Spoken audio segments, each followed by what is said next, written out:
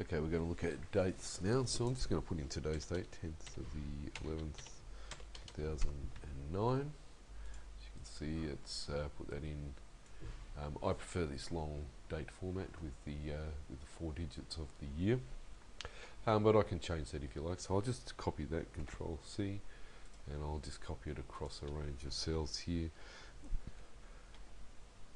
Control V to paste. And you'll notice that it's just copied everything across. So here we have this one. So I'm going to select the drop down and I'm going to select the long date.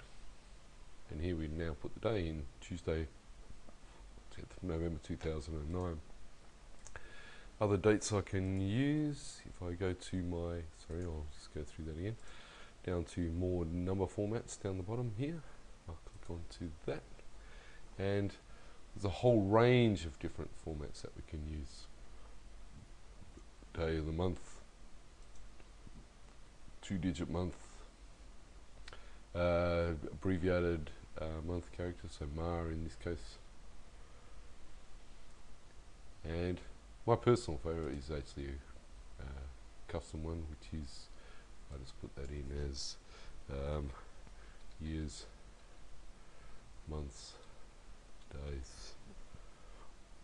Okay, and there we go, 2009, 11th to 10th.